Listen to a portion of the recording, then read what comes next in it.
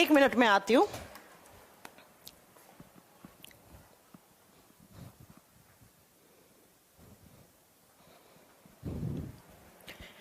हाँ जी बच्चों, good evening everyone, good evening. कैसे हैं आप सब लोग? Good evening. मैंने यहाँ से नोटिफिकेशन तो भेज दिया है। Rohit Raj good evening, Akhilesh Kumar good evening. उसके बाद और कौन बच्चे हैं जिनके नाम लेने चाहिए?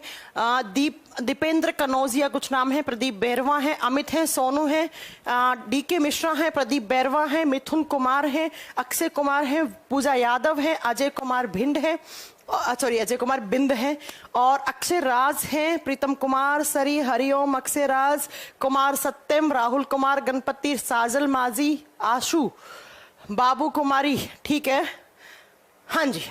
चलो फिर आज की क्लास स्टार्ट करते हैं। और आज की क्लास में हमें क्या पढ़ना है? तो लास्ट क्लास में हमने ब्लड के कंपोनेंट स्टार्ट किए थे। सर्कुलेटरी सिस्टम बोले तो परिसंचरण तंत्र, वो सिस्टम बेटा याद रखना, इस चैप्टर से भर भर के हर एग्जाम में क्वेश्चन आते हैं, भर भर के।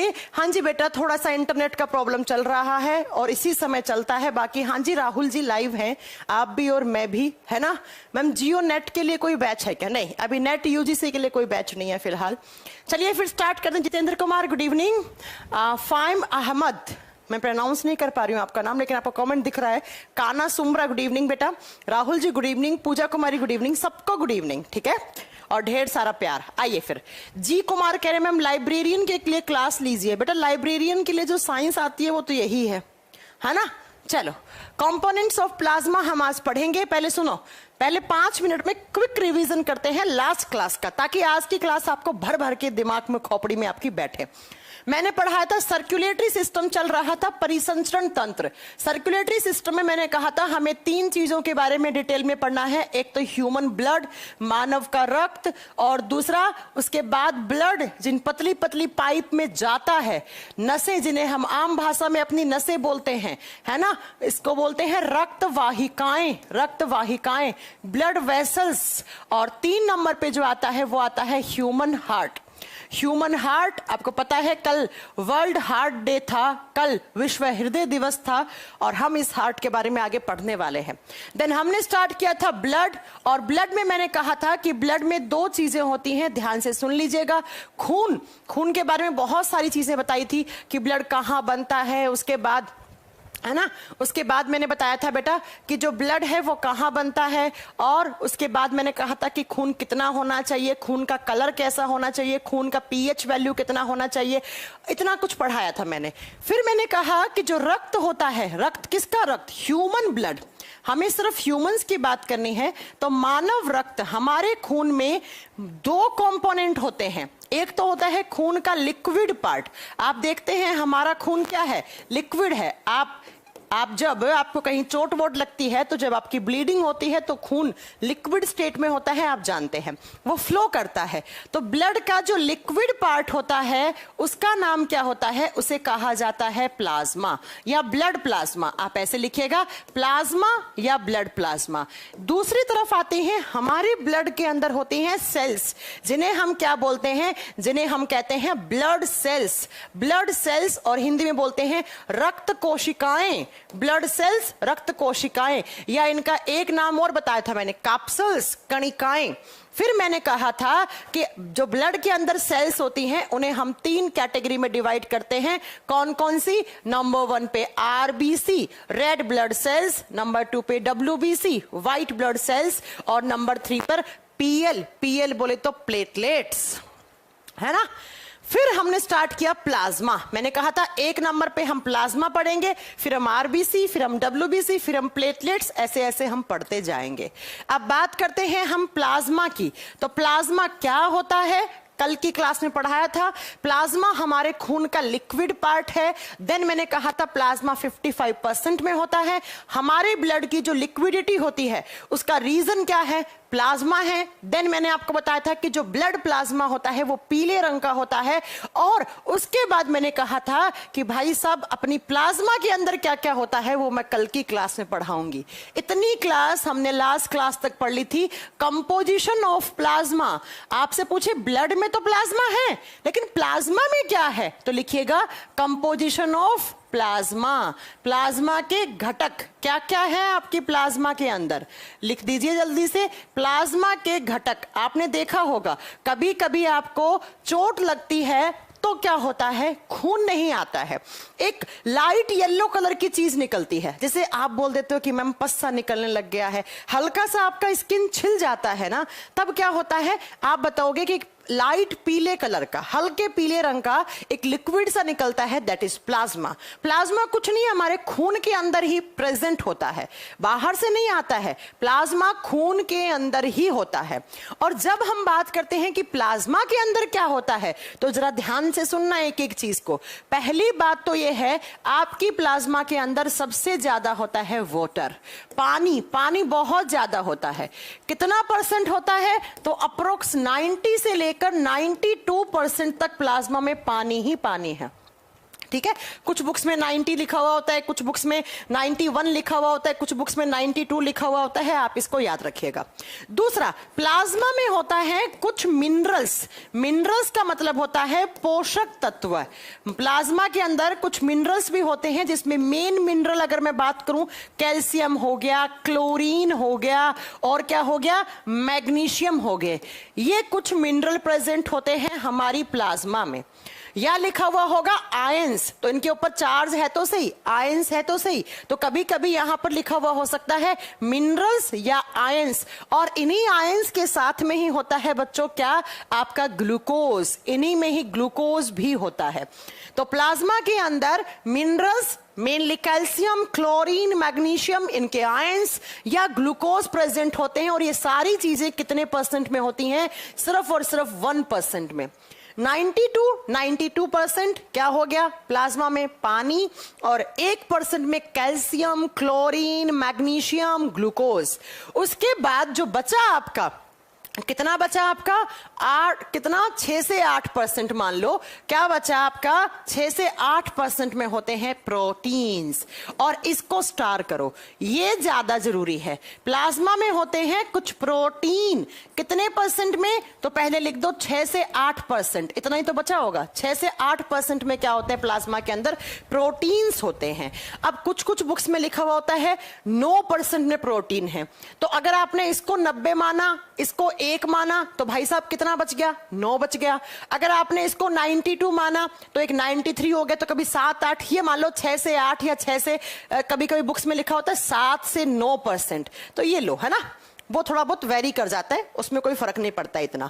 जब हम इन प्रोटीन की बात करते हैं, बस यही एग्जाम का क्वेश्चन बनता है कि प्लाज्मा में कौन कौन से प्रोटीन होते हैं, प्लाज्मा में कौन कौन से प्रोटीन हैं और उनका फंक्शन क्या है। ये मेन है, मैंने स्टार लगा दिया है पहले ही। ठीक है, चलो अब सुनो, प्लाज्मा में कौन कौन से प्रोटीन होते हैं, जरा नाम लिखिएगा। ओफो, आज कितना सुंदर कलर लिया है ना मैंने बोर्ड का, अच्छा लग रहा है ना, है ना, कितना अच्छा कलर लिया है मैंने।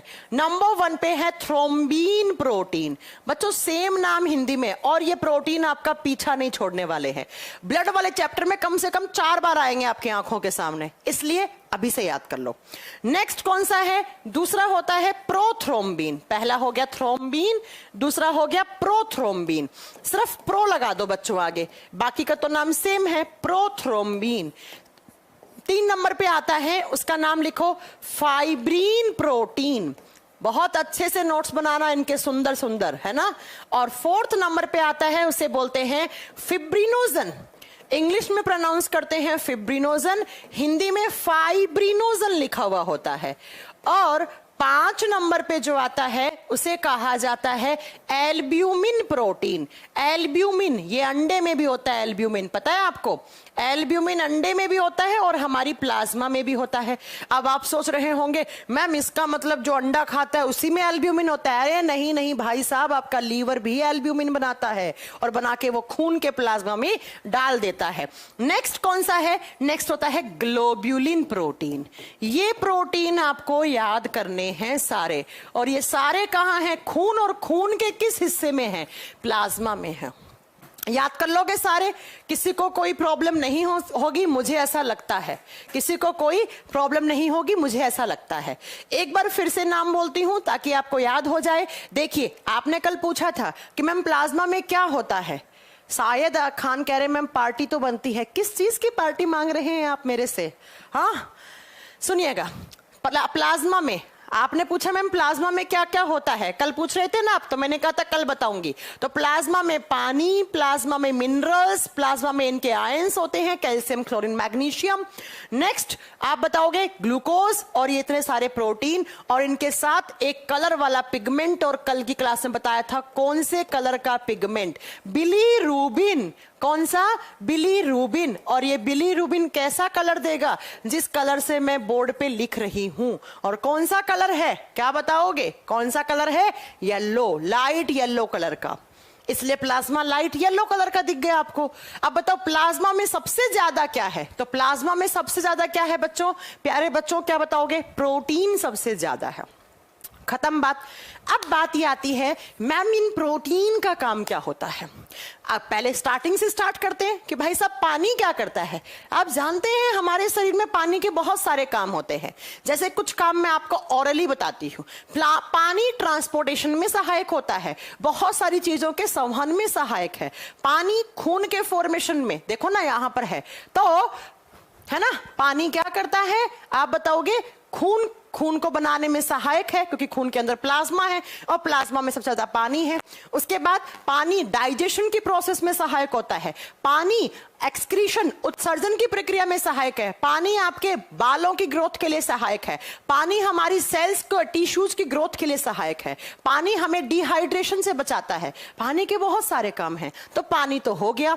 इन मिनरल्स के तो इनके अलग अलग फंक्शन होते हैं। कैल्शियम क्या काम करता है, क्लोरीन क्या काम करता है, मैग्नीशियम क्या काम करता है, ये मैं तब पढ़ाऊंगी आपको जब ह्यूमन न्यूट्रिशन वाला चैप्टर करवाऊंगी, वहां पर पढ़ाऊंगी। कैल्शियम आप जानते हैं हड्डियों को मजबूती देता है, हड्डियां और दांतों में कैल्शियम होता है। मैग्नीशियम हमारी मसल्स में होता है। क्लोरीन HCl एक एसिड होता है, इसके फॉर्मेशन में सहायक होता है। वो सब अपन बाद में पढ़ लेंगे। नेक्स्ट उसके बाद ग्लूकोज क्या करता है। कितनी बार बताऊं कि ग्लूकोज जब टूटता है तो एनर्जी बनती है। तो ये बात तो सब खत्म होगी। लेकिन मैम ये सब क्या बवाला है, ये सारे क्या हैं? तो सुनिएगा जनाब, 1 2 3 4 कौन कौन सा?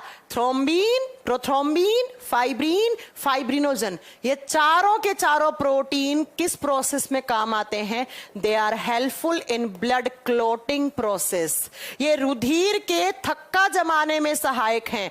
रुधिर का थक्का जमाने में सहायक हैं। अब मैम ये ब्लड क्लोटिंग या आप जो बोल रहे हैं रुधिर का थक्का, ये क्या होता है? बच्चों आपको चोट लगती है, चोट लगने के बाद आपका खून निकल जाता है बाहर, आपको ब्लीडिंग होती है, लेकिन कुछ समय के बाद आपकी ब्लीडिंग रुक जाती है। क्यों रुक जाती है? क्योंकि जहां पर चोट लगी थी उस हिस्से पे क्या हो जाता है? ब्लड का क्लोट बन जाता है। और ब्लड क्लोटिंग वो केमिकल रिएक्शन है जो आपके ब्लीडिंग को रोकने के लिए होती है। जो खून बाहर निकल रहा है उस खून के बहाव को रोकने के लिए जो भी रासायनिक अभिक्रिया हमारे शरीर में होती है उसे ब्लड क्लोटिंग या रुधिर का थक्का जमना कहते हैं। कैसे जमता है आगे पढ़ाऊंगी, कम से कम 2 या 3 क्लास के बाद आएगा ब्लड क्लोटिंग। फिलहाल लिख के छोड़ देना है कि थ्रोम्बिन, प्रोथ्रोम्बिन, फाइब्रिन, फाइब्रिनोजन, ये 4 ऐसे प्रोटीन है हमारी प्लाज्मा में। They are helpful in blood clotting process. ये रुधिर का थक्का जमाने में सहायक है। तो खुदा खास्ता कभी एग्जाम में क्वेश्चन आ गया कि प्लाज्मा का फंक्शन बताओ, प्लाज्मा का पहला फंक्शन बताओ, क्या काम करता है प्लाज्मा? तो पहला फंक्शन क्या हो गया कि प्लाज्मा में ब्लड क्लोटिंग वाले प्रोटीन होते हैं। तो प्लाज्मा क्या कर सकता है? ब्लड का क्लोट बना सकता है। प्लाज्मा ब्लड का क्लोटिंग कर सकता है। दूसरा फंक्शन सुनिएगा, ये जो एल्ब्यूमिन प्रोटीन है ना, ये एल्ब्यूमिन प्रोटीन बहुत कमाल की चीज है बेटा। क्या काम करता है? ये एल्ब्यूमिन प्रोटीन बनाता है एंटीबॉडीज। ये किसका फॉर्मेशन करता है? ये एंटीबॉडीज का फॉर्मेशन करता है। एंटीबॉडीज क्या होती हैं? प्रतिरक्षी, रक्षा करने वाली, प्रतिरक्षी। जब भी कभी भी आपके खून के अंदर बाहर से कोई भी माइक्रोब आता है, बाहर से कोई भी सूक्ष्म जीव आता है, तो उसको मारने का काम ये एंटीबॉडीज करती हैं। अरे भाई साहब आपने सुना होगा जब कोरोना बहुत पीक समय पे चल रहा था तो लोग क्या कह रहे थे? Need a plasma donor, need a plasma donor, please कोई इंसान प्लाज्मा को डोनेट करके मेरी मां की जान बचा लो। मान लो मेरे को कोरोना हुआ, तो मेरे को कोरोना हुआ हुआ तो मेरे बॉडी में कोरोना वाला वायरस आया, और कोरोना वाला वायरस आया, लेकिन मेरे बॉडी में उस कोरोना वाले वायरस के खिलाफ मेरा इम्यून सिस्टम बहुत स्ट्रांग था।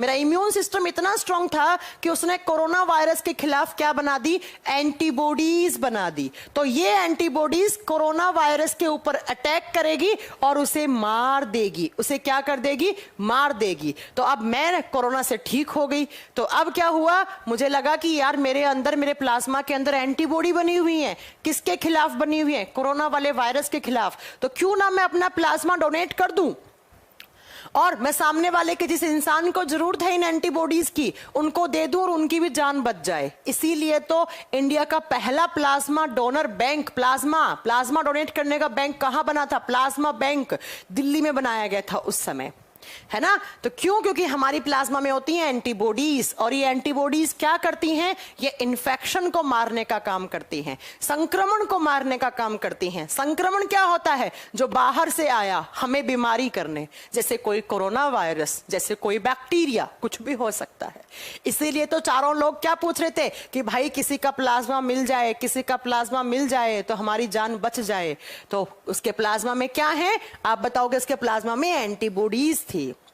नेक्स्ट, अगर मैं बात करती हूं तो ये एल्ब्यूमिन प्रोटीन क्या काम करता है, तो एल्ब्यूमिन प्रोटीन एंटीबॉडीज के निर्माण में सहायक है, और दूसरा ये इम्यून सिस्टम को स्ट्रॉन्ग करता है। ये इम्यूनिटी देने का काम करता है, या इम्यून सिस्टम को स्ट्रॉन्ग करता है, उसे इनहेंस करता है, उसे इंक्रीज करता है। इम्यून सिस्टम क्या होता है, प्रतिरक्षी तंत्र, प्रतिरक्षी तंत्र जो आपकी रक्षा करता है, किससे, इन्फेक्शन से। ठीक है। नेक्स्ट अगर हम बात करते हैं, अगला कौन सा बचा, एल्ब्यूमिन। मैंने किसका फंक्शन बता दिया, ये उल्टा हो गया, ध्यान नहीं दिया मैंने। सुनिएगा, एल्ब्यूमिन प्रोटीन नहीं, मुझे लगा ऊपर ग्लोब्यूलिन लिखा हुआ, इसको ठीक करना। ये जो मैंने फंक्शन बताया ना, ये ग्लोब्यूलिन का है। पता नहीं दिमाग में क्या चल रहा, नहीं दिमाग में तो सही था, दिमाग भी है ना। थोड़ा सा रुकिएगा, इसको मैं थोड़ा सा गलत बोल दिया मैंने ना, I am really sorry. Antibodies का फॉर्मेशन करता है ग्लोब्यूलिन, एल्ब्यूमिन तो ऑस्मो रेगुलेशन का काम करता है। प्लीज प्लीज प्लीज ठीक करो, नहीं तो ब्लंडर मिस्टेक हो जाएगी। सुनो भाई बहनों, सुनो। ये जो ग्लोब्यूलिन प्रोटीन है ना, ये एंटीबॉडीज के फॉर्मेशन में हेल्पफुल होता है, जबकि ये एल्ब्यूमिन है, ये तो ऑस्मो रेगुलेशन का काम करता है। इसका काम होता है आयन बैलेंसिंग का, हमारे शरीर में आयन बैलेंसिंग का काम करता है। जो आयन होते हैं उनकी मात्रा पर संतुलन बना के रखने का काम करता है ये आयन बैलेंसिंग। इसके साथ साथ इसका काम होता है सोल्ट बैलेंसिंग का, नमक की मात्रा पर संतुलन बना के रखना। इसके साथ साथ ये मिनरल बैलेंसिंग का काम करता है, इनका बैलेंस करता है। इसीलिए तो इसे ऑस्मो रेगुलेटरी प्रोटीन कहा जाता है। दिमाग कहां चला गया था काजल मैडम आपका, सुनिएगा एक बार फिर से, एक कंफ्यूज नहीं होना ना, फिर से सुन लीजिएगा। देखो, thrombin protein, prothrombin, fibrin, fibrinogen, ये सब काम करते हैं ब्लड का क्लोट बनाने का। ये तो खैर आगे आपको 2 क्लास के बाद समझ में भी आ जाएंगे कैसे ब्लड का क्लोट बनाते हैं। एल्ब्यूमिन प्रोटीन लीवर बनाता है, बना के प्लाज्मा में डाल देता है। और एल्ब्यूमिन प्रोटीन क्या करता है, आयन की मात्रा पर संतुलन बना के रखता है, नमक की मात्रा पर संतुलन बना के रखता है, मिनरल्स बैलेंसिंग का काम करता है, और नमक की मात्रा, आयन की मात्रा, पोषक तत्व या आपके खनिज तत्व होते हैं उन पर संतुलन बना के रखता है। इसीलिए कहा जाता है ये ऑस्मो रेगुलेशन का काम करता है। किसका, ऑस्मो रेगुलेशन का। आप जानते हैं कि नमक अगर आपके शरीर में ज्यादा हो जाता है तो पसीने वगैरह की फॉर्म में बाहर निकाल देता है, कौन, एल्ब्यूमिन, है ना। जबकि ग्लोब्यूलिन प्रोटीन क्या करता है, एंटीबॉडीज बनाता है या इम्यून सिस्टम को स्ट्रॉन्ग करता है। तो प्लीज इसे करेक्ट कर लेना, मेरे से थोड़ा सा सिंबल उल्टा लग गया, सिंबल भी उल्टा लग गया और शायद मैंने बोल भी उल्टा दिया है ना। पढ़ाया बिल्कुल सही है लेकिन वो सिंबल उल्टा लग गया है। अब मुझे बताओ कि अगर आपसे एग्जाम में क्वेश्चन आ गया कि what is the function of plasma, तो बताओ क्या क्या काम हो गया प्लाज्मा का। एक एक करके मैं 4 फंक्शन पढ़ाऊंगी, अब अपनी कॉपी में अपने आप नोट करेंगे। पहला फंक्शन, प्लाज्मा क्या काम करता है? रुधिर का थक्का जमाने में सहायक होता है। It is very helpful in blood clotting process. ये रुधिर का थक्का जमाने में सहायक है। दूसरा, प्लाज्मा के अंदर बनती हैं एंटीबॉडीज। तो दूसरा फंक्शन क्या हो गया? प्लाज्मा में एंटीबॉडीज होती हैं और ये एंटीबॉडीज क्या काम करती हैं? बाहर से आए हुए इंफेक्शन को, बाहर से आए हुए संक्रमण को मारने का काम करती हैं। तीसरा, प्लाज्मा के अंदर होता है एल्ब्यूमिन प्रोटीन और एल्ब्यूमिन प्रोटीन क्या काम करता है? ऑस्मो रेगुलेशन का। और ऑस्मो रेगुलेशन का मतलब होता है प्यारे बच्चों आयन, खनिज तत्व, नमक की मात्रा पर संतुलन बना के रखना। ठीक है, तो ये सारे काम किसके हो गए? प्लाज्मा के काम हो गए हैं। इस चीज को याद रखिएगा। उमेश का क्वेश्चन है द पीएच ऑफ ब्लड। मैंने कल की क्लास में बताया था हमारा ब्लड एल्कलाइन है, बेसिक है, पढ़ा चुकी हूं। 7.4 से 7.5 अप्रोक्स इतना होता है। तो ये सारे फंक्शन किसके हो गए? प्लाज्मा के। अब प्यारे बच्चों मैं थोड़ा सा डिटेल में लेके जा रही हूं चीजों को, प्लीज ध्यान से सुनना है ना। क्या क्या एग्जाम में क्या क्वेश्चन आता है? प्लाज्मा क्या होता है? मैं आप लोगों से क्वेश्चन पूछूंगी, कॉन्सेप्ट मैं बताऊंगी, क्वेश्चन आप बताओगे। प्लाज्मा क्या होता है? तो अक्सर एग्जाम में ये क्वेश्चन भी पूछ लिया जाता है। एक स्टेटमेंट देता है, बोलता है स्टेटमेंट सही है गलत है। जब आप खून में से, ध्यान से सुनना, जब आप खून में से आरबीसी माइनस कर देते हो, जितना पार्ट बचा that is known as plasma. जब आप खून में से, आपका खून है, उस खून में से आपने कौन सी सेल्स को हटा दिया? रेड ब्लड सेल्स, लाल रुधिर कोशिकाओं को हटा दिया, तो जितना भी पार्ट बचा है that is known as plasma. अब पहला क्वेश्चन आपसे मेरा क्या हो गया? क्वेश्चन एग्जाम में आता है कि प्लाज्मा में कौन सी ब्लड सेल्स नहीं होती? ब्लड सेल्स कितनी टाइप की होती हैं? 3 टाइप की, आरबीसी, डब्ल्यूबीसी, प्लेटलेट्स। तो बताइएगा जरा प्लाज्मा में कौन सी नहीं है? प्लाज्मा में आरबीसी नहीं है, पहला क्वेश्चन। दूसरा क्वेश्चन, प्लाज्मा में कौन कौन सी ब्लड सेल्स होती हैं? भाई साहब जब आरबीसी नहीं है तो कौन कौन सी हो सकती हैं? WBC and platelets. डब्ल्यूबीसी और प्लेटलेट्स ये दोनों आपकी प्लाज्मा में हैं बच्चों। इसीलिए तो देखो डब्ल्यूबीसी होती हैं सफेद कलर की, व्हाइट कलर की।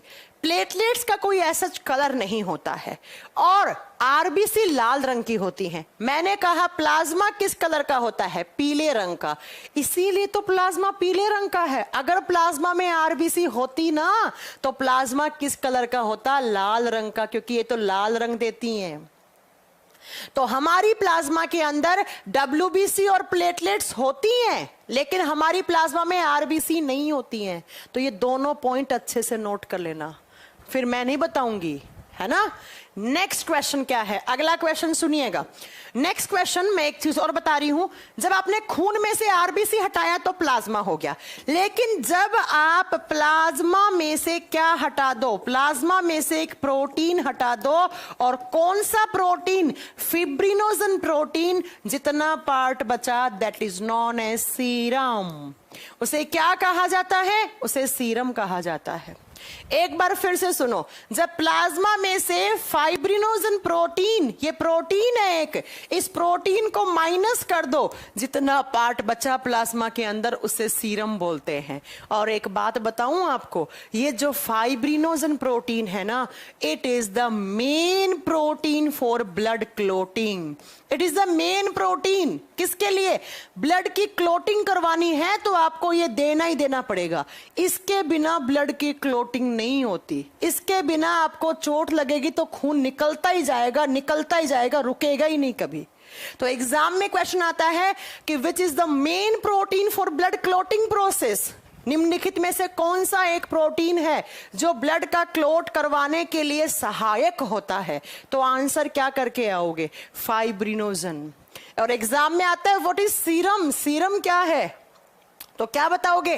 जब प्लाज्मा में से आपने क्लोटिंग फैक्टर हटा दिया, या तो डेफिनेशन लिखी हुई होगी प्लाज्मा माइनस क्लोटिंग फैक्टर, या लिखा हुआ होगा plasma minus fibrinogen is equal to serum. Serum, ये क्वेश्चन एग्जाम के, इससे ज्यादा प्लाज्मा से कोई क्वेश्चन एग्जाम में नहीं आता है। कोई भी क्वेश्चन इससे ज्यादा प्लाज्मा से नहीं आता है। अब आगे चलकर जब मैं आपको WBC पढ़ाऊंगी या मैं प्लेटलेट्स पढ़ाऊंगी, तब मैं आपसे ये चीजें वापस डिस्कस करूंगी। मजबूरी है वहां डिस्कस करना, बिकॉज प्लेटलेट्स और प्लाज्मा दोनों ही मिलकर ब्लड का क्लोट बनाते हैं। अरे मैम ऐसा क्यों कह रही हो? क्योंकि देखो ना, प्लाज्मा के अंदर प्लेटलेट्स होती हैं। WBC का काम होता है एंटीबॉडीज बनाना, और वो एंटीबॉडीज बनाकर किसमें डाल देता है? प्लाज्मा में। इसीलिए तो कोरोना वायरस से लड़ने के लिए लोग क्या ढूंढ रहे थे? प्लाज्मा ढूंढ रहे थे। चलो अभी सब कुछ ऊपर से चला जाएगा, छोड़ दो जहां है, धीरे धीरे पढ़ेंगे आगे। इतनी चीज समझ में आ गई सारी? प्लाज्मा क्या होता है, प्लाज्मा कहां बनता है, किस कलर का होता है, प्लाज्मा में क्या क्या होता है, किस परसेंटेज में होता है, और क्या फंक्शन होता है उसका, है ना? अजय कुमार कह रहे मैम आप लोग नहीं कराती है। क्या लोग नहीं कराती है मतलब? ओके चलो अब चलते हैं आगे। मैंने कहा ब्लड में 4 कंपोनेंट, प्लाज्मा कंप्लीट। अब पढ़ेंगे आरबीसी, है ना? Shashi Kumar respiratory system 14 number batch में कब का कंप्लीट हो चुका है? शशि कुमार जी रेस्पिरेटरी सिस्टम कब का कंप्लीट हो चुका है? एक बार जाके देखो साइंस स्पेशल 14 में पूरा कंप्लीट हो चुका है। एल्वेलाई तक मैंने पढ़ाया था, लेकिन उसके बाद मैंने कुछ वन लाइनर के पॉइंट में फैक्ट बताए थे कि अगर किसी को सिर्फ फैक्चुअल पढ़ना है तो इस क्लास को देख लेना। क्या बच गया रेस्पिरेशन में? आप बताइएगा अगर आप इतने इंटेलिजेंट हैं तो। चलो सुनिए, अब नेक्स्ट पढ़ेंगे हम आरबीसी। नेक्स्ट पढ़ेंगे हम किसके बारे में? आरबीसी। और आरबीसी का फुल फॉर्म होता है red blood cells. Red blood cells, लाल रुधिर कोशिकाएं।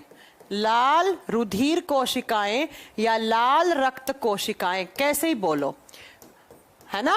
कैसे भी बोलो, लाल रक्त कोशिकाएं या लाल रुधिर कोशिकाएं या लाल रक्त कणिकाएं भी लिखा हुआ होता है। बच्चा आप लोग इसे और हम लोग इसे आरबीसी कह देते हैं, लेकिन साइंस की लैंग्वेज में इन आरबीसीज को कहा जाता है एरिथ्रोसाइट्स। अभी हरियाणा फीमेल कांस्टेबल का एग्जाम हुआ था, उसमें एक क्वेश्चन पूछा था। क्या क्वेश्चन पूछा था हरियाणा फीमेल कांस्टेबल के एग्जाम में? कि कौन सी ब्लड सेल्स हमारे खून में सबसे ज्यादा होती हैं? तो वहां पर आरबीसी नहीं था, वहां पर ऑप्शन में एरिथ्रोसाइट था, और आपको एरिथ्रोसाइट ही सही करना था। तो मैंने कहा कि आरबीसी का जो अदर नेम होता है या साइंटिफिक नेम होता है उसे कहा जाता है एरिथ्रोसाइट्स। आरबीसी का दूसरा नाम होता है एरिथ्रोसाइट्स। अब सुनो एरिथ्रोसाइट्स क्या होता है। एरिथ्रो का मतलब होता है हमेशा साइंस में लाल रंग, और साइट का मतलब होता है सेल, कोशिका। वो लाल रंग वाली कोशिकाएं जो खून में है उसे आरबीसी कहा जाता है। जब कभी भी आप आरबीसी को देखोगे तो हमेशा लाल कलर की दिखती हैं। मेरी किताब के ऊपर देखो, ये आरबीसी बनी हुई है, दिख रही है आपको? ये आरबीसी बनी हुई है। आरबीसी हमेशा लाल कलर की होती है। नेक्स्ट, अगर हम बात करते हैं कि आरबीसी जो है मैम वो कितनी होनी चाहिए, कितनी होनी चाहिए, तो उसके लिए मैं कुछ कॉन्सेप्ट बता रही हूं, यहां सुनो। इस चीज को यहां एक बॉक्स में बंद कर देना हमेशा के लिए, आज के लिए नहीं, हमेशा के लिए। देखो बच्चों, हमारे खून में 3 टाइप की सेल्स होती हैं, आरबीसी, डब्ल्यूबीसी एंड प्लेटलेट्स। अगर आप क्वांटिटी की बात करते हैं, इनमें से क्वांटिटी की बात करते हैं, संख्या की बात करते हैं कि कौन सी ज्यादा है और कौन सी कम है, तो जब आप संख्या की बात करते हैं तो याद रखिएगा आरबीसी सबसे ज्यादा होती हैं, देन होती हैं प्लेटलेट्स, देन होती हैं डब्ल्यूबीसी। आरबीसी होती है मिलियंस में, प्लेटलेट्स होती हैं लाखों में, लैक्स में, और ये होती हैं हजारों में। तो जरा बताओ, अगर एग्जाम में क्वेश्चन आ गया कि मानव के रक्त में सबसे अधिक मात्रा में कौन सी सेल्स होती हैं, आरबीसी या दूसरी लैंग्वेज में एरिथ्रोसाइट्स। सबसे कम कौन सी है? WBC। अब बच्चों यह तो होगी क्वांटिटी। अब बात आए साइज की कि आकार किसका बड़ा है और किसका छोटा है। तो याद रखिएगा, जो नंबर में ज्यादा है वो साइज में छोटी होती हैं, जो नंबर में कम है वो साइज में बड़ी होती हैं। तो बताओ सबसे बड़ा कौन होना चाहिए? WBC। देन कौन होना चाहिए? प्लेटलेट्स। देन कौन होना चाहिए? RBC।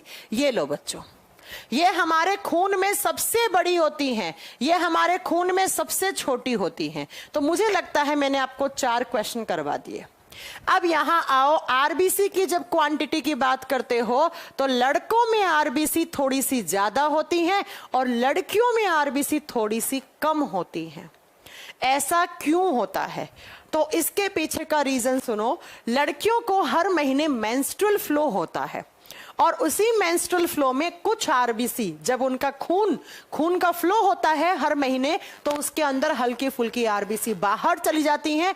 इसलिए लड़कियों के अंदर थोड़ी सी आरबीसी कम होती हैं। किसके कंपैरिजन में? लड़कों के कंपैरिजन में। बाकी लड़कियों में ऐसा नहीं है कि कम होती है, लड़कों के कंपेयर में करोगे तो कम होंगी।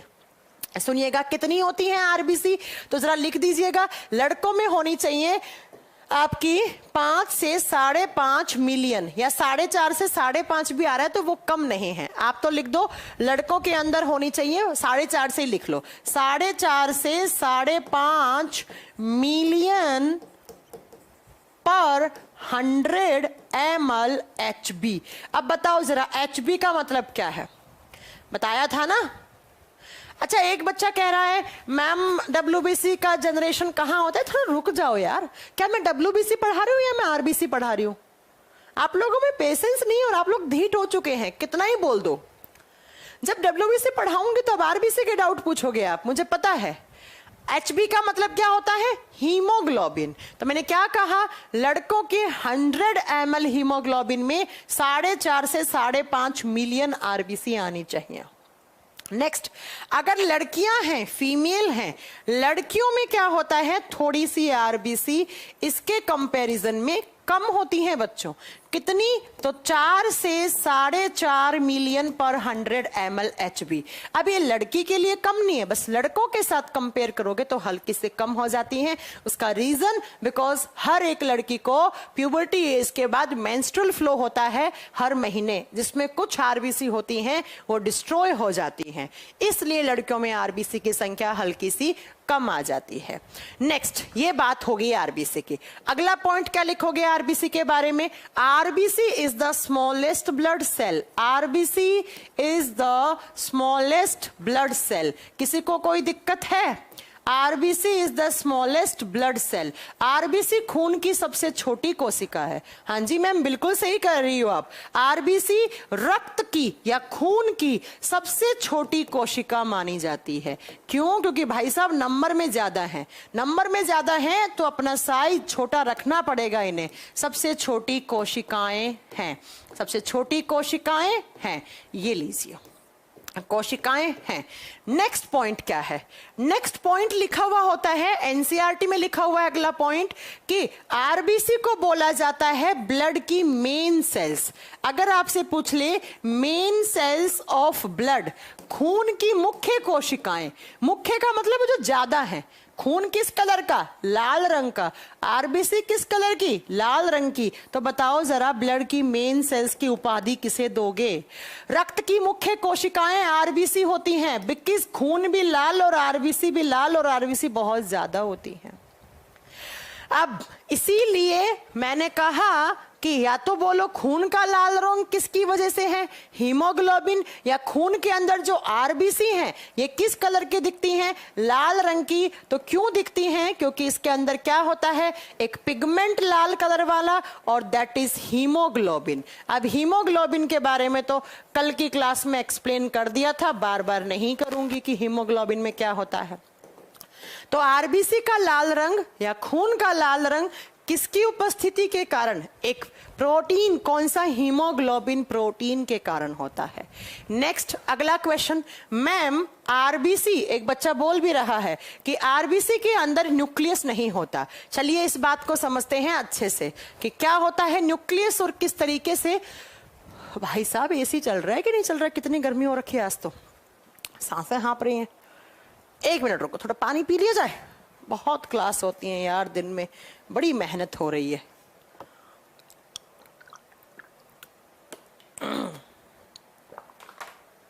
पिंकी पांडे, आपको आंसर मिलेगा। पता नहीं आप लोगों को अभी तक ट्रस्ट नहीं हुआ मेरे पे कि मैं कैसा पढ़ाती हूँ और मैं कुछ छोड़ती भी हूँ क्या। आप पूछ रही हैं आरबीसी इंक्रीज होने से क्या होता है। मैं आरबीसी इंक्रीज डिक्रीज दोनों बताऊंगी, है ना। पहले रुक जाओ, थोड़ा रुका करो, रुका करो, रुका करो, है ना।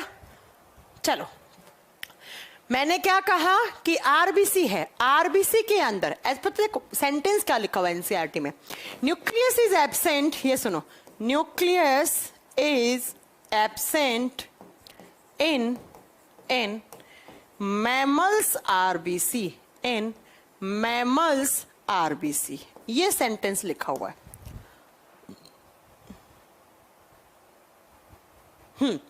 क्या लिखा हुआ है कि आरबीसी, या इसको लिखो आप स्तनधारियों की आरबीसी में, स्तनधारियों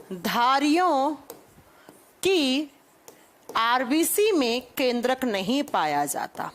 में केंद्रक बोले तो न्यूक्लियस नहीं होता है, केंद्रक नहीं पाया जाता है। इसका मतलब क्या है? मैमल्स का मतलब जानते हैं आप? सबसे पहले हम लोग क्या हैं? हम लोग मैमल्स हैं।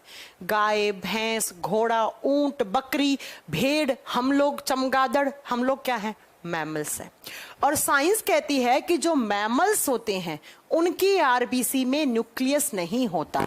बच्चों, मैंने आपको जब साइटोलॉजी वाला चैप्टर पढ़ाया था तो मैंने वहां पर कहा था कि ऐसे एक सेल होती है, उसके सेंटर में न्यूक्लियस होता है।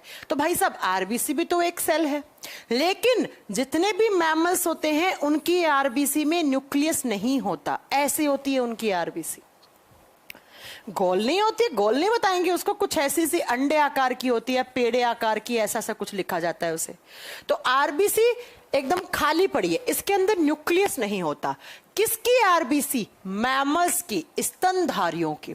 लेकिन इसके अलावा जैसे मेंढक हो गया, मेंढक तो मैमल्स नहीं है ना। सांप हो गया, सांप में भी खून होता है ना, लेकिन सांप क्या नहीं है? सांप मैमल्स नहीं है। इन सब की आरबीसी में न्यूक्लियस होता है। मछली हो गई, मेंढक हो गया, और आपका ये क्या कहते हैं, सांप, छिपकली, इनकी आरबीसी में न्यूक्लियस होता है। लेकिन मैमल्स की आरबीसी में न्यूक्लियस नहीं होता है। लेकिन यहां पर एक एक्सेप्शन है, एग्जाम में यहां से क्वेश्चन आता है, अपवाद है। और अपवाद क्या है? 2 ऐसे मैमल्स हैं बच्चों, एक तो हो गया ऊंट, ऊंट कैमल, और एक हो गया लामा। लामा जानते हैं क्या होता है? लामा होता है पहाड़ों पे चलने वाला छोटा ऊंट, और ये कैमल जो हमारे राजस्थान में होता है। और एक और जिराफ। जिराफ खैर खत्म हो चुके हैं, इसलिए अब जिराफ की बातें नहीं होती हैं, इसलिए नहीं लिखा हुआ होता है बुक्स में। तो ये 3 मैमल्स हैं। मैमल्स होने के बावजूद भी इनकी आरबीसी में न्यूक्लियस होता है, इनकी आरबीसी में केंद्रक होता है, हमारी आरबीसी में नहीं है। अब आप पूछोगे मैम क्यों नहीं है? बच्चा, एक बात बताऊं, जब एक आरबीसी बना है नया नया, तब तो उसमें न्यूक्लियस होता है, लेकिन जैसे ही वो आरबीसी मैच्योर होता है तो उसका जो न्यूक्लियस है वो डिसॉल्व हो जाता है, और डिसॉल्व का मतलब है वो घुल जाता है। तो मैच्योर आरबीसी के अंदर न्यूक्लियस नहीं दिखता, लेकिन जस्ट नया बनाई है आरबीसी, उसके अंदर न्यूक्लियस दिखता है। तो मैमल्स की आरबीसी में न्यूक्लियस नहीं है। लेकिन अगर आप देखोगे 2 ऐसे मैमल, ऊंट, लामा, अब जिराफ तो खत्म हो गए, लेकिन जिराफ की भी आरबीसी में न्यूक्लियस हुआ करता था, है ना। तो ये याद रखिएगा। ये लीजिए बच्चों, अगला पॉइंट आपको क्या, सिर्फ आरबीसी ही नहीं, आरबीसी में न्यूक्लियस ही नहीं, एक मैंने आपको कंपोनेंट पढ़ाया था, अगर आपको याद होगा तो, कौन सा? माइटोकॉन्ड्रिया। बच्चों, माइटोकॉन्ड्रिया भी नहीं होता है आरबीसी में। Mitochondria is also absent in mammals RBC, is also absent in mammals RBC, in mammals RBC. जो स्तनधारी होते हैं उनकी आरबीसी में माइटोकॉन्ड्रिया भी नहीं होता है। ये दोनों पॉइंट लिख देना, न्यूक्लियस और माइटोकॉन्ड्रिया नहीं होते हैं, बाकी सब कुछ होते हैं। एंडोप्लाज्मिक रेटिकुलम, लाइसोसोम, राइबोसोम सब कुछ होता है, सिर्फ ये दो नहीं दिखेंगे आपको आरबीसी के अंदर।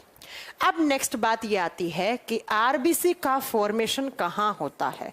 अगर मैं बात करूं इतनी सारी आरबीसी कहाँ से आई, तो आरबीसी का निर्माण कहाँ होता है।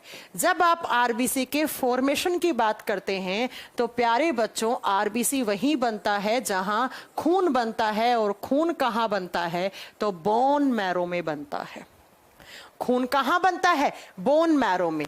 अब बोन मैरो क्या होता है, पढ़ाया था ना भाई, मैंने कहा आरबीसी कहाँ बनती हैं, तो आरबीसी किसके अंदर होती हैं, खून के अंदर। तो मैम जहां खून बनेगा वहीं तो क्या बनेंगी, आरबीसी।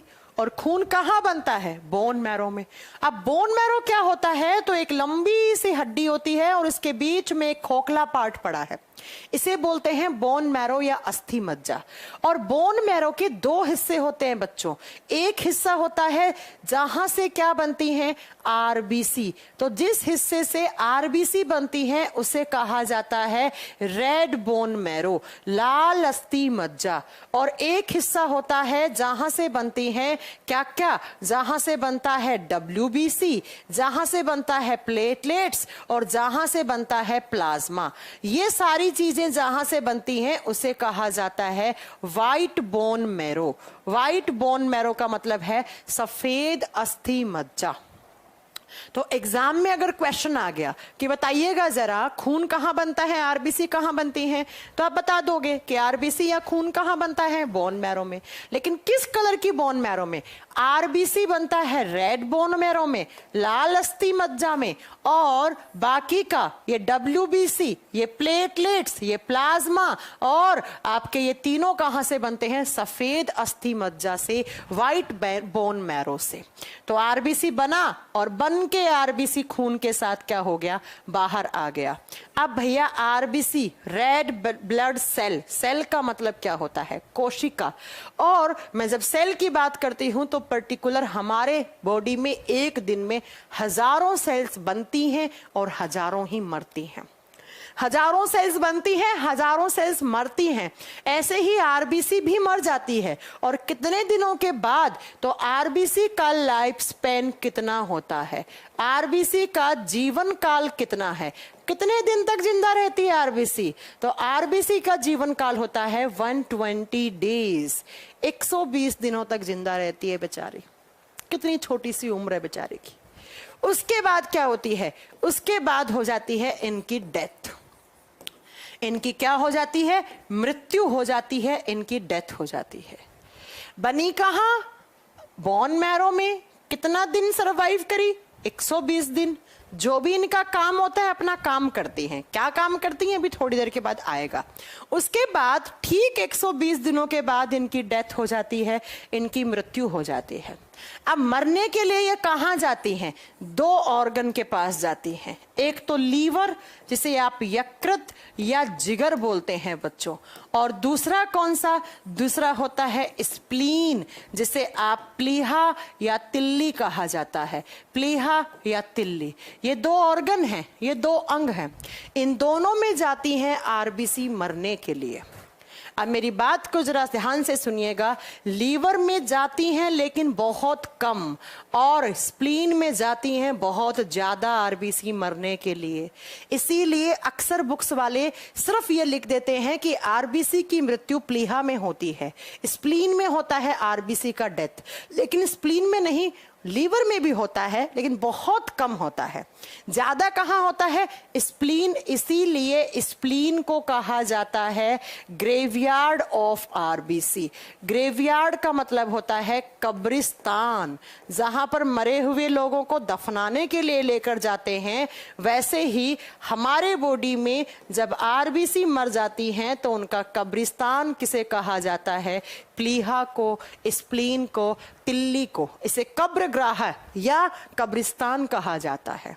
अब आप सोच रहे होंगे मैम स्प्लीन कहाँ होता है, कुछ यहाँ पर लेफ्ट साइड में, कुछ इस हिस्से में, ऐसे ऐसे पीछे से ही वो बता रही हूं मैं, यहां से अच्छे से आप समझ पाएंगे। कुछ लेफ्ट साइड में यहां पर ऐसे वाले हिस्से में यहां होता है आपका स्प्लीन, जिसका सिर्फ एक काम होता है, ऐसे से कुछ ऐसे से लगी हुई होती है। इस स्प्लीन के अंदर आरबीसी आती हैं ऐसे और बेचारी यहां मर जाती हैं, इसीलिए इसे ग्रेवयार्ड ऑफ आरबीसी कहा जाता है। लेकिन याद रखिएगा लीवर में भी मरती हैं, तो खुदा ना खास्ता किसी दिन एग्जाम में क्वेश्चन आया आरबीसी की मृत्यु कहां होती है, स्प्लीन ऑप्शन में नहीं है, आप ढूंढ रहे हो स्प्लीन स्प्लीन स्प्लीन, लीवर है तो उसे सही करके आ जाना, ठीक है। तो क्या होता है, आरबीसी जाती हैं और ये स्प्लीन के अंदर मर जाती हैं, और मरने के बाद कुछ दिनों के बाद यहीं पर आरबीसी का रीजेनरेशन स्टार्ट हो जाता है। रीजेनरेशन का मतलब होता है उनका वापस निर्माण होने लग जाता है, इनका पुनः निर्माण हो जाता है। ये रीजनरेट हो जाती हैं और रीजनरेट होकर यहीं पर स्टोर हो जाती हैं। अब मान लो किसी दिन आपके बॉडी में आरबीसी की कमी हो गई, तो आरबीसी हम किससे उधार मांग लेंगे, स्प्लीन से मांग लेंगे। जैसे खून की कमी होती है तो हम कहां से लेकर आते हैं, ब्लड बैंक से लेकर आते हैं, वैसे ही स्प्लीन को कहा जाता है ब्लड बैंक ऑफ आरबीसी, क्योंकि यहां मरने आई थी, मर जाती हैं, कुछ दिनों के बाद वापस रीजनरेट हो जाती हैं, और रीजनरेट होने के बाद यहीं पर स्टोर हो जाती हैं। और कभी किसी दिन आपके बॉडी में आरबीसी की संख्या में कमी आ गई तो हम किससे उधार मांगेंगे, हम बोलेंगे स्प्लीन थोड़ा सा आरबीसी दो ना, है ना। इसीलिए स्प्लीन को कहा जाता है blood bank of RBC. RBC का ब्लड बैंक कहा जाता है, किसको, स्प्लीन को, प्लीहा को। इसी को कब्रिस्तान बोला, इसी को ब्लड बैंक बोला। यहीं मरी और यहीं वापस बन गए। क्लियर है पॉइंट। चलो अगली बात आती है, मैम आरबीसी का शेप कैसा होता है, आरबीसी का आकार कैसा होता है, कैसी दिखती हैं। बच्चों जब आप आरबीसी को ऐसे ही देखोगे तब तो वो दिखेंगी एग या पेड़े के आकार की या अंडे के आकार की, लेकिन जब आप कभी भी इनका इलेक्ट्रॉन माइक्रोस्कोप इमेज देखेंगे तो कुछ ऐसे डंबलाकार की दिखती हैं आपकी आरबीसी, ऐसे डंबल, जिम के अंदर जो डंबल लगाते हैं उनके जैसी। और बेटा इनका माइक्रोस्कोपिक जो इमेज होता है वो होता है बाइकॉनकेव शेप। आरबीसी किसकी होती है, बाइकॉनकेव। बाइकॉनकेव को हिंदी में क्या बोलते हैं, कमेंट करके बताना, उत्तल या उत्तलाकार, फिजिक्स में पढ़ा है ना। आरबीसी ऐसे देखोगे तो ऐसी दिखेंगी जैसे मेरी किताब पे बनी हुई है, देखना जैसे पेड़ा है, पेड़ा है, ऐसा लग रहा है ना पेड़ा है, कि पेड़ा बना हुआ है किताब के ऊपर, ये रहा आरबीसी, ये रहा आरबीसी। लेकिन जैसे ही आप इनका माइक्रोस्कोपिक इमेज देखोगे तब आपको कैसी दिखेंगी, ये ऐसी कुछ बाइकॉनकेव, बाइकॉनकेव शेप की दिखेंगी, या डमलाकार आ जाए, ऐसा कुछ भी आपके पास ऑप्शन आ जाए तो आप लिख दोगे ये अवतलाकार दिखती हैं। किस प्रकार की, इनकी माइक्रोस्कोपिक इमेज क्या होती है, अवतलाकार। अवतल दर्पण पढ़ा होगा ना, उत्तल दर्पण, वो अवतल दर्पण, ये सब आपने पढ़ रखा होगा। अब करते हैं अगली बात। अगली बात क्या आती है, मैम आपने बता दिया आरबीसी कितनी होनी चाहिए, कहाँ बनती हैं, कहाँ मरती हैं, इनका शेप कैसा होता है। उसके बाद आपने बता दिया है कि आरबीसी मरती कहाँ है, कितना होना चाहिए, सब कुछ बता दिया। अब बात ये आती है मैम कि आरबीसी करता क्या है। एक बच्चे ने पूछा सबसे बड़ी आरबीसी किसकी होती है, एक एम्फीबियन होता है एमिफ्यूमा, लिख लेना। यूनिवर्स के अंदर largest RBC in the universe, largest RBC in the universe, universe का मतलब है संसार। संसार में जितने भी जीव जंतु हैं उनमें से एक एम्फीबियन होता है। एम्फीबियन का मतलब होता है उभयचरी। कौन सा, एमिफ्यूमा, एमिफ्यूमा, इसकी आरबीसी सबसे बड़ी होती है बच्चों। और मैमल्स में पूछोगे तो हाथी की सबसे बड़ी होती है। लिख लो, ये तो यूनिवर्स की होगी, संसार की सबसे बड़ी आरबीसी पूछे, लिख डालो भैया, है ना, संसार की सबसे बड़ी तो ये हो जाएगा। फिर पूछे कि largest RBC in the mammals, mammals का मतलब है स्तनधारी, और स्तनधारियों में स्तनधारी या स्तनपाई तो सबसे बड़ी होती है हाथी की, हाथी की। और अगर आपसे पूछ ले सबसे छोटी कौन सी है, तो सबसे छोटी मैमल्स में और यूनिवर्स में, दोनों में ही, जो मैमल्स में छोटी है वो यूनिवर्स की छोटी है, लिख दो। जो मैमल्स में छोटी है वही यूनिवर्स की छोटी है। और कौन, तो आप बताओगे मस्क डियर। मस्क डियर का मतलब कस्तूरी मृग। देखा है कस्तूरी मृग, सुना है? कस्तूरी हिरण, मृग का मतलब हिरण होता है। मृग इज ए संस्कृत टर्म। इसकी सबसे छोटी होती है, ठीक है। अब बात ये आती है मैम, बाकी सब छोड़ो, आरबीसी का फंक्शन क्या होता है? What is the function of RBC? लिखिएगा फंक्शन ऑफ आरबीसी। आरबीसी का कार्य ये पढ़ाएंगे कल की क्लास में, बस आज बहुत है, बड़ी गर्मी है। आरबीसी का कार्य क्या है ये हम कल पढ़ेंगे, आज के लिए बहुत सफिशिएंट हो गया है। कल बताएंगे आरबीसी का फंक्शन क्या है, फिर हम आपको बताएंगे कल की क्लास में डब्ल्यूबीसी स्टार्ट करेंगे। हाँ, आरबीसी कम होने से ज्यादा होने से क्या होता है, जब पहाड़ों पे जाते हो तो आरबीसी बढ़ जाती हैं, ये बताएंगे। ये सारी बातें हम कल की क्लास में करेंगे। बस आज के लिए इतना बहुत है। किसी का कोई डाउट? स्मॉलेस्ट आरबीसी बता दिया, इसकी सबसे छोटी होती है बेटा। यूनिवर्स में सबसे छोटी भी कस्तूरी हिरण है और मैमल्स में भी सबसे छोटे कौन है? कस्तूरी हिरण है। अब किसी का कोई डाउट हो किसी भी टाइप का तो आपके पास कुछ मिनट हैं, आप मेरे से डाउट पूछ सकते हैं। पूछेगा जरा डाउट। हाँ जी।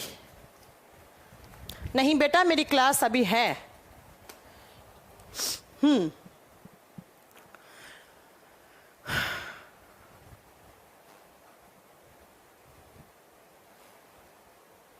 ओके प्रतीक, मैं चेक करवाती हूं। कोई डाउट नहीं है? चलो तो फिर नहीं डाउट है तो फिर आज के लिए इतना ही रखते हैं। Okay Sonu Kumar ji bye. Roshe ji thank you.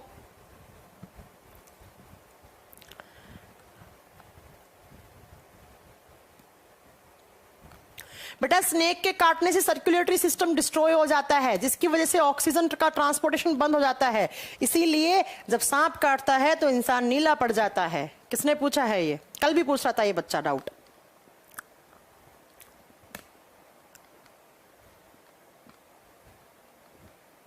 ठीक है चलो कोई डाउट नहीं है। आरबीसी का कब्रिस्तान किसे कहते हैं? अभी तो बताया आरबीसी का कब्रिस्तान किसे कहते हैं। अरे यार, सेल डिवीजन हो जाता है और सेल डिवीजन की वजह से क्या हो जाता है? आरबीसी वापस रीजनरेट हो जाती हैं। चलो ओके बाय बाय।